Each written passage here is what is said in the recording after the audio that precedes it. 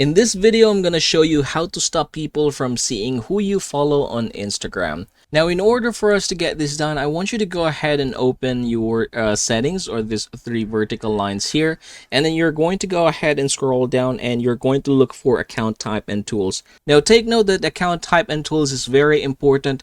It is necessary that you are going to switch to your personal account.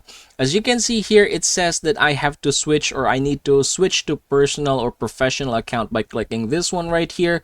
That is actually telling me that I am currently on my personal account right now. So again, go ahead and switch to your personal account. After doing so, what you're going to do is look for the account privacy. Go ahead and click that one, and then you're just going to toggle this on.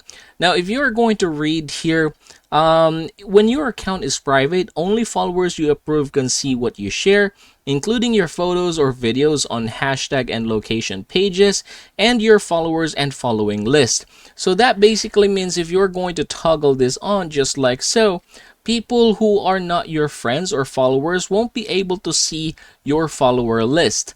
And yep, that is how it is done, everybody. There's not really any other way in order for you to get this done but this method right here. I hope this video helps you out.